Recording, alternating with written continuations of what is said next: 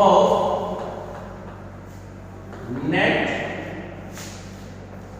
Annual value. तो आपको इसमें नेट एनुअल वैल्यू कैलकुलेट करनी है। क्वेश्चन नंबर 5 है इनकम टैक्स का, डॉक्टर आर के जैन की किताब से। तो क्वेश्चन नंबर 5 है, तो उसे देखेंगे। अब आपको जो कैलकुलेट करना है, देखिए दो हाउस है। एक हाउस है हाउस एट मुंबई और दूसरा है हाउस एट दिल्ली।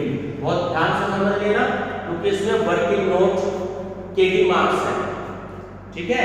तो सबसे पहले आपको जो कैलकुलेट करनी है इसमें वैल्यू, ग्रॉस एनुअल वैल्यू आपको इसमें कैलकुलेट करनी है। देखो इसमें आप 3 लाइन छोड़ दीजिएगा, इसके बाद 3 लाइन के बाद ये क्वेश्चन का आंसर तो आपका सिर्फ 3 लाइन मिलेंगे, इसके बाद आपका सिर्फ वर्किंग नोट्स ही चलेगा, तो वर्किंग नोट्स करेंगे, ठीक। तो ग्रॉस एनुअल वैल्यू मैंने कल बताई थी, एक बार मैं फिर से बता देता हूं कि ग्रॉस एनुअल वैल्यू जो है आप कैसे कैलकुलेट करेंगे। ग्रॉस एनुअल वैल्यू, ठीक। ये जो वर्किंग नोट्स चलेगा ये मुंबई का चलेगा इधर, और इधर जो है वो दिल्ली का चलेगा। अब ध्यान से देखें, आपने एक्सपेक्टेड रेंट की वैल्यू कैलकुलेट करनी है। एक्सपेक्टेड रेंट, चलिए शिखा की लाइन बताइए क्या लिखवाई थी क्वेश्चन नंबर 1 में और 2 में। एक्सपेक्टेड रेंट कैसे कैसे कैलकुलेट करना है कि higher of municipal value, higher of municipal value and fair rent, ठीक है। तो म्युनिसिपल वैल्यू आप बताएं कि म्युनिसिपल वैल्यू जो है वो आपकी क्वेश्चन में कितनी है, कैसे कैलकुलेट करोगे म्युनिसिपल वैल्यू। हाँ जी, आपको कैलकुलेट करनी है म्युनिसिपल वैल्यू मुंबई वाले हाउस की।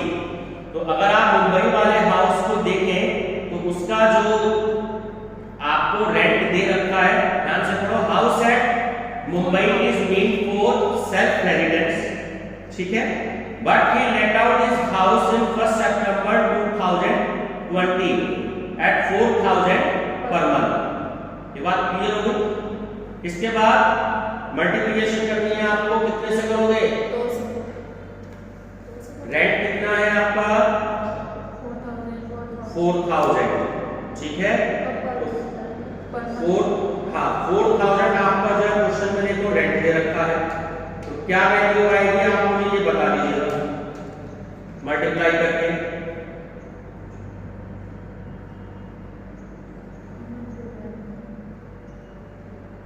सात महीने के लिए रेंट पे दिया, ठीक है।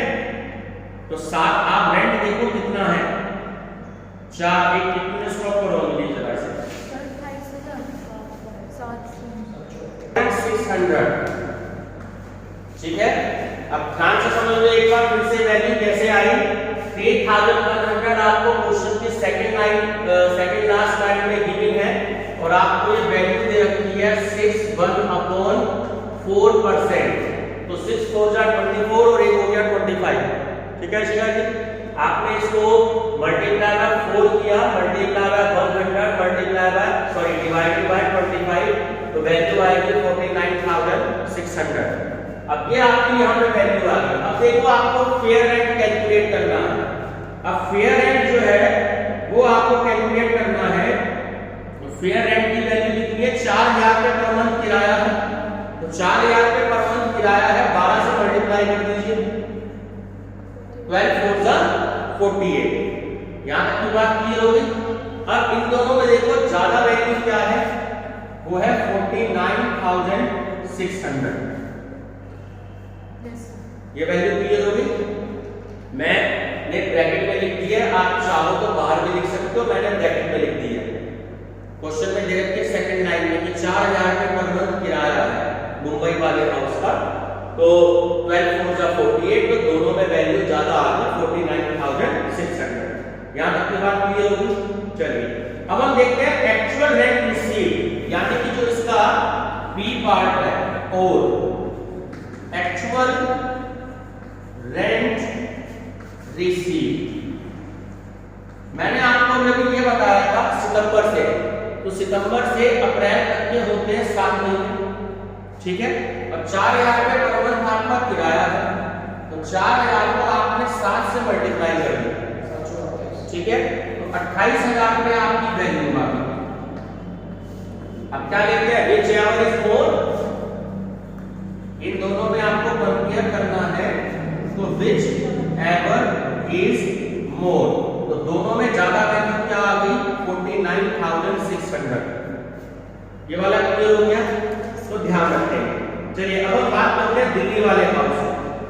अब दिल्ली वाले हाउस को समझ लीजिए, क्वेश्चन की जो सेकंड लास्ट लाइन है, सेकंड लास्ट लाइन में उन्होंने आपको 10% वैल्यू दे रखी है, म्युनिसिपल वैल्यू, ठीक है। तो 10% दे रखी है, अगर आपको इसका फुल अमाउंट कैलकुलेट करना है तो 100 से मल्टीप्लाई कर देते हैं और 10 से डिवाइड कर देते हैं। 20% दे रखा हो तो 100/20, 50 दे रखा हो तो 100/50। क्लियर है। जब आप इसे सॉल्व करेंगे तो वैल्यू कितनी आ गई 85,000। देखिए यहाँ मैंने ये पहले से आपकी वैल्यू लिख रखी थी और इधर भी लिख दिया था फर्स्ट हाउस की 49,600। ये वैल्यू क्लियर हो गई, यहाँ पर कोई दिक्कत। चलिए तो ये जो आपकी वैल्यू थी, ये सॉरी ये 85,000 एक्चुअली यहाँ आएगी नीचे, क्योंकि अब हमें अभी हम जो है वर्किंग नोट कर रहे हैं। तो 85,000 आपकी वैल्यू आ गई, म्युनिसिपल वैल्यू। यहाँ तक तो क्लियर हो गया। अब 2 शोरूम है और 2 फ्लैट है, अब इसको आपको कैलकुलेट करना है।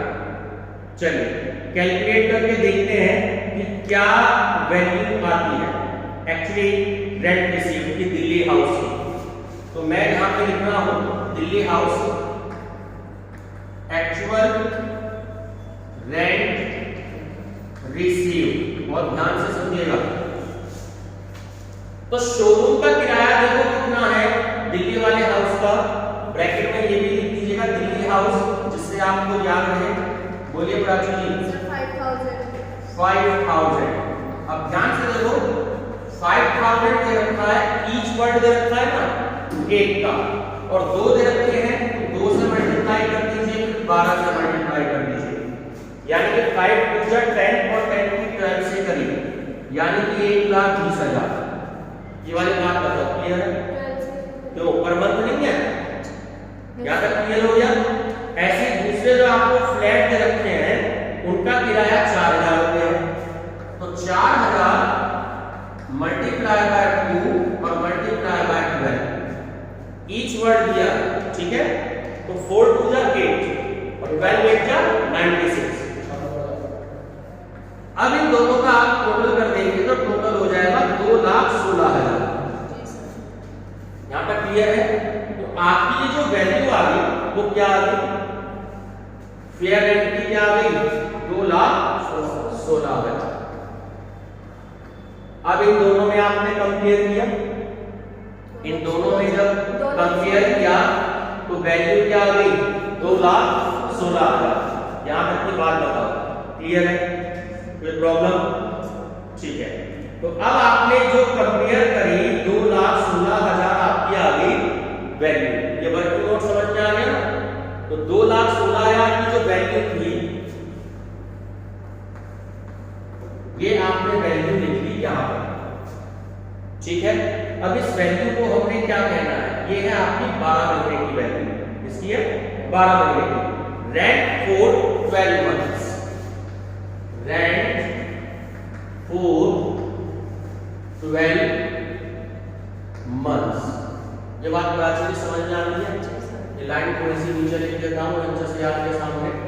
Rent for 12 months. क्या कहेंगे हम इस वैल्यू को?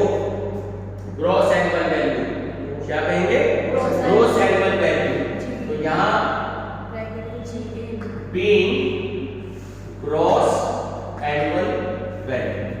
ये बात क्लियर होगी? तो ध्यान देना वर्किंग नोट्स, ठीक है। ये एक्चुअल रेंट रिसीव्ड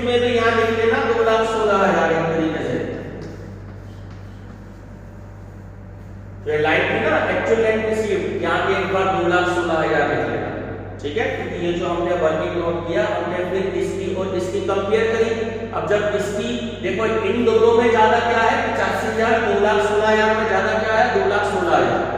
अब 2,16,000 और एक्चुअल रेंट रिसीव्ड भी कितना है 2,16,000, तो सेम वैल्यू आ रही है। ठीक है, अब क्या करना है लेट्स म्युनिसिपल टैक्स, पहले क्वेश्चन की तरह म्युनिसिपल टैक्स। ठीक है, पेड बाय मिस्टर राकेश, फिर से बता रहा हूं जो कि मकान का ऑनर होता है वो टैक्स पेड करता है, तो वही हम क्वेश्चन में माइनस करते हैं। वो देखो क्वेश्चन में ऑलरेडी तुम्हें दे रखा था 3,100 और 8,500। अब इसे सॉल्व करिए, ये आपका आंसर आएगा। सर ये तो आ रहा है 4,6,500। 4,6,500, ठीक है। और इधर 207 500। चेक कर लो आंसर। सर सही है। सही है। क्या कहेंगे इस वैल्यू को नेट एनुअल वैल्यू, यहां पे लिख दीजिएगा नेट एनुअल वैल्यू।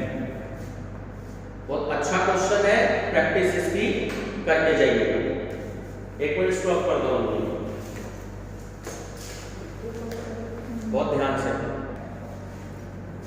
तो क्वेश्चन नंबर 7 है आपका इंटरेस्ट ऑन लोन का, कि मिसेस शीतल सिन्हा जो है वो complete the construction of a house on 1 अप्रैल 2018। तो डेट पे अंडरलाइन कर लीजिए 2018, इन्होंने आपको डेट दी है।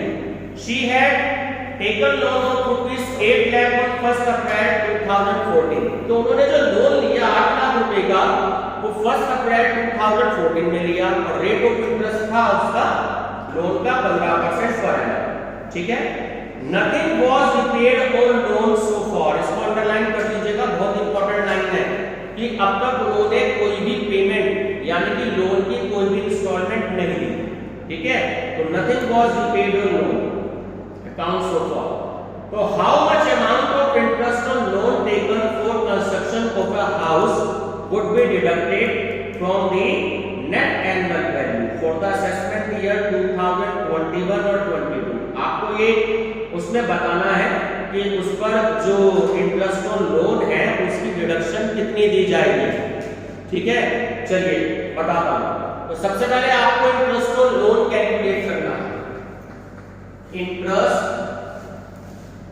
ऑन लोन, ठीक, तो इंटरेस्ट ऑन लोन कितना दे रहा है 8 लाख रुपए of 8 lakh at the rate of rupees of 8 lakh at the rate of 15% for 4 years.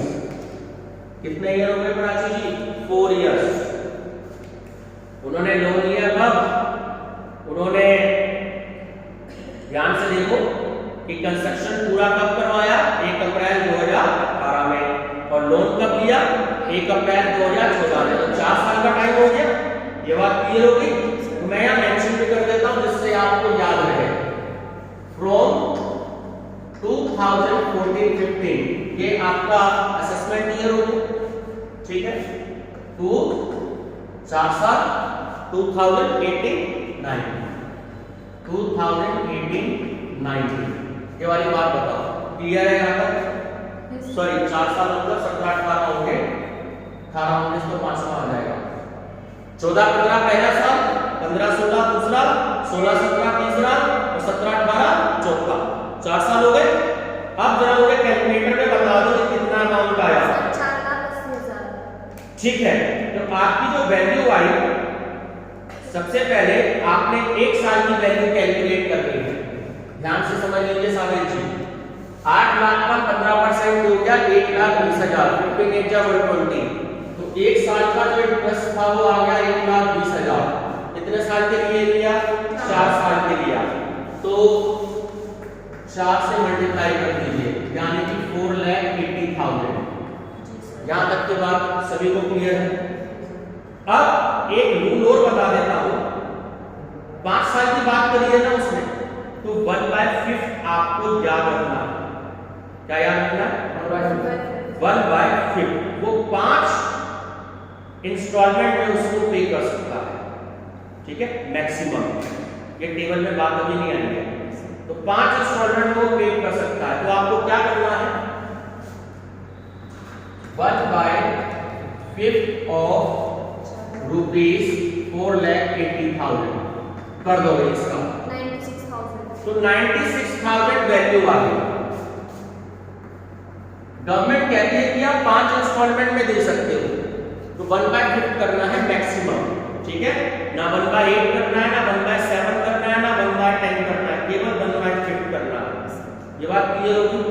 अब ये था, अब करंट ईयर का अगर आप इंटरेस्ट मान के चलो,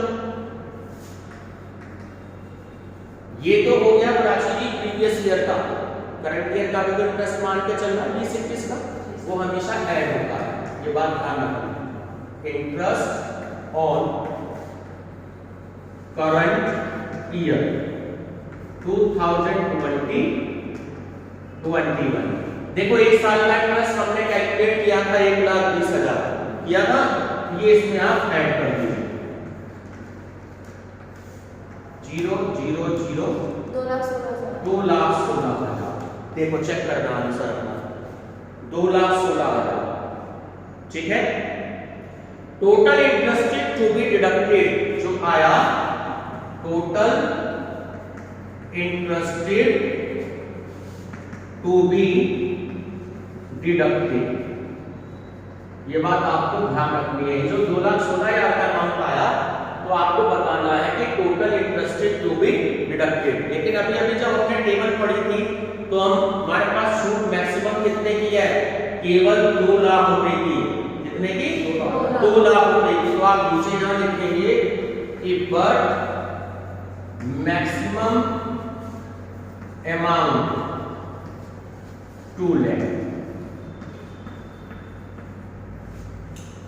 2 लाख से कम होता कोई दिक्कत वाली बात नहीं थी, लेकिन 2,16,000 2 लाख से ज्यादा है, और जो according to rules maximum amount कितना है, 2 लाख। ठीक है, बस अब ये कंप्लीट। बाकी क्वेश्चन नेक्स्ट वीडियो में।